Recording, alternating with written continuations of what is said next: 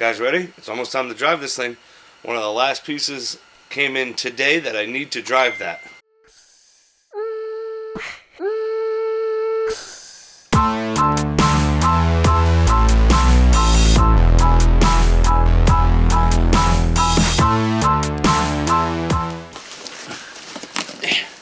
I know, it seems like a very big piece. It's actually a lot heavier than I expected too.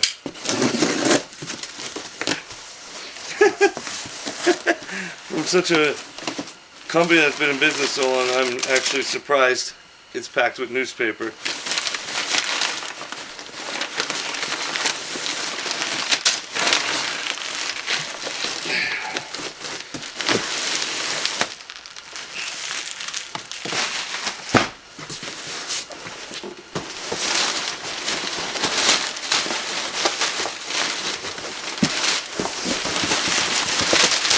What was in the box is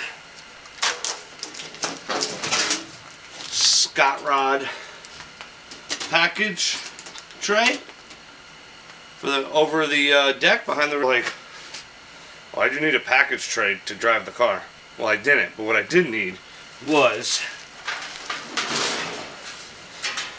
the Scott Rod trunk floor. And apparently FedEx didn't want me to have a nice one because it came in damaged. Thanks, FedEx. Like usual, you guys suck. But I was going back and forth about buying a piece of aluminum and building my own floor. And you know, you're looking like, man, they really bent that freaking good. You're looking like 80, $100 for a 040 aluminum, and then you gotta cut it all out, and you gotta, and this is nice, it's already cut, it's already templated. I think they fucked up and didn't mark. God damn it, you know, this is the shit I hate.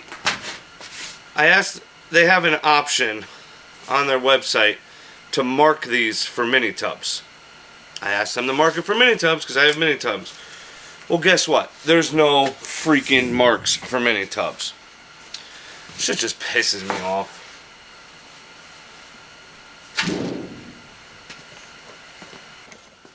Okay, so what I've done is I took some of the cardboard that came with it and I made a template. I just laid down the panel on a piece of cardboard, drew a line and cut it out with a pair of scissors. So now you've got your cardboard template. Make sure your trunk is clean, you got nothing in it. I gotta pop out my battery kill switch real quick, which is a pain in the butt, but I gotta move it for this because I have a feeling this panel is gonna go over to where it's bolted down. So let me pop that out and then we'll start trimming down on this. Alright, now that you have everything out of your trunk, which sucks because it was a pain in the ass to put it all in. Like I said, I got my template. In the bottom of their template, well, in the bottom of their panel, they have a notch and it lines up with the factory trunk support hinge. So I'm pretty much just going to line this thing up.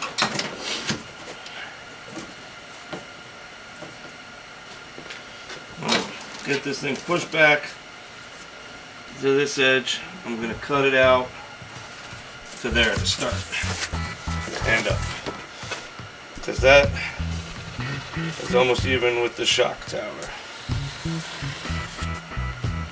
Probably just go even with the shock tower because you cut your tubs to the shock tower.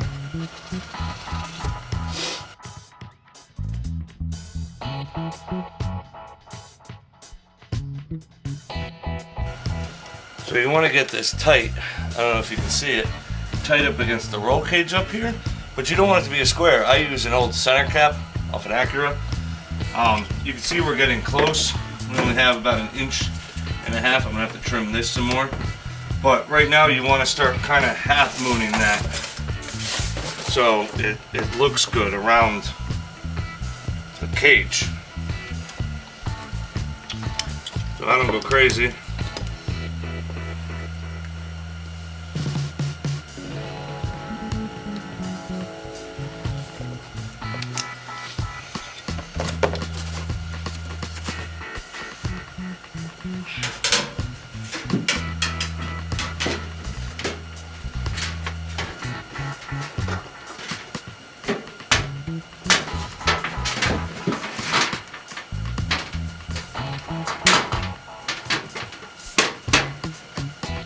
Not bad for my first try. Well, my first cut, I should say. It was pretty close.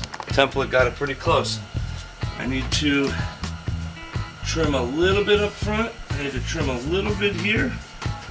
And a little bit in this corner again. The only reason I gotta trim in this corner, you guys might not have to, is there's a whole buttload of seam sealer right about here.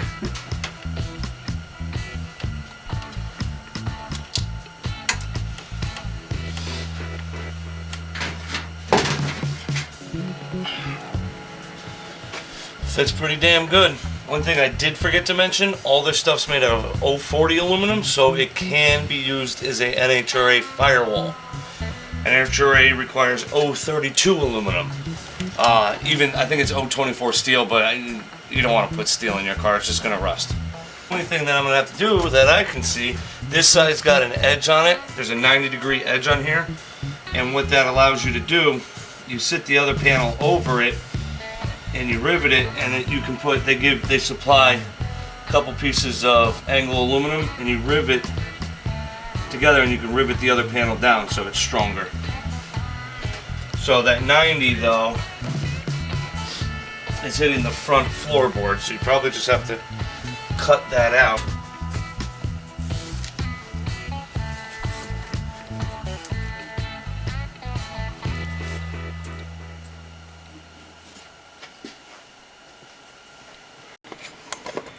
Okay, so the trunk panels are in. Look pretty good, right? A little mishap over there, but whatever. That was the easy part. I didn't show you guys how I cut these, but what I used was a pair of tin snips for the small spots, an air saw, and a deburring bit. That's all I used. The stuff you guys seen me use 100 times before. Now, that was the easy part.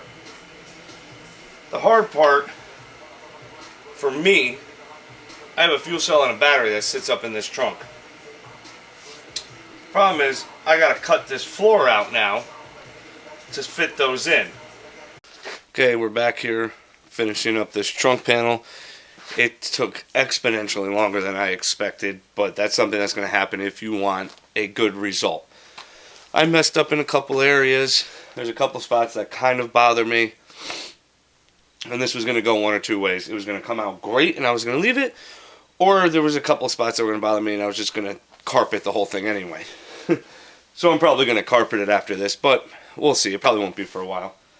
I mistrimmed back by the trunk here. Back by the taillight panel. A little bit bigger on one side because I didn't draw the line and wasn't paying attention. But I got the holes cut, as you can see, for the fuel cell and for the battery. I got to drill the holes there and two here for the kill switch and everything. Fit the fuel cell back in it.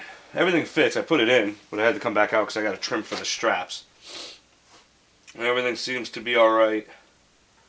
So I'm going to trim that and we'll start putting it all back together.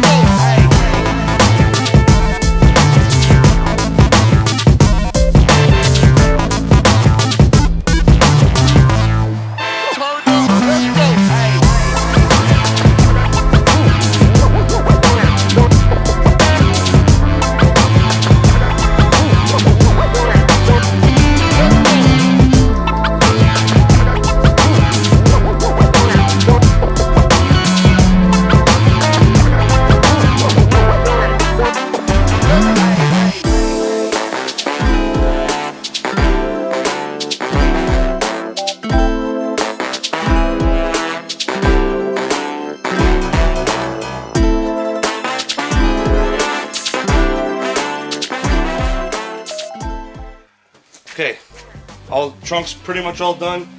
I just got to drill some more holes to rivet this thing completely down 100%. But I broke 2 1/8" drill bits already. So I got to run out and get 2 more drill bits and rivet this down. But it's riveted down in a bunch of different areas. It's not 100%. Fuel tank's in, bolted down, all the lines are hooked up, batteries in, wires are hooked up. Let me show you.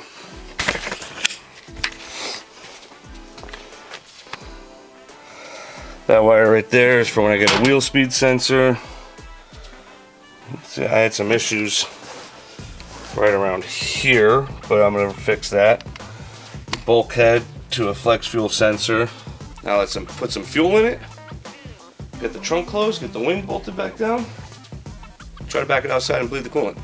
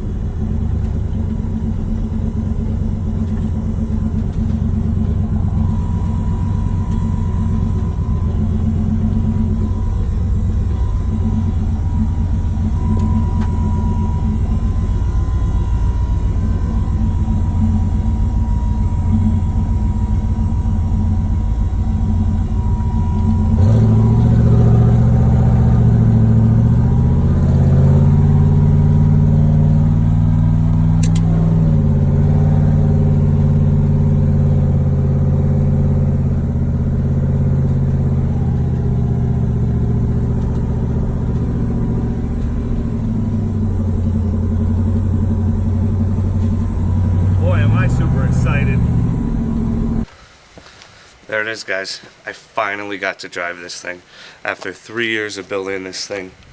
Took it around the block a couple of times, down and around, drove it a couple of miles. It needs a lot of work. The tune is still fucked. I think the cooling system still needs to be bled. The brake lines need to be re-bled. There's a clunk in the rear suspension. I don't know. I think my rear gears are whining, but I'm not 100% sure because of how loud the exhaust and the fuel pump is. I don't know. There's going to be a lot of playing with it, but you know what? I hit my goal. I'm happy. I'm beyond excited with it. I can't wait to drive it again. But I'm going to put it back inside and look at these couple of things like I said. So, guys, I hope it's motivation to all of you. I hope I motivated a lot of you. There you go. That's what hard work gets you right there. 3 years of it, and I was finally able to drive it. And I got to drive it before my son, because my wife might be in labor right now. We're not sure yet. So, I'll leave that at that. I hope you guys enjoyed this video. I certainly enjoyed making it. And stay tuned for more. Get out in that garage, work on your hot rod, guys.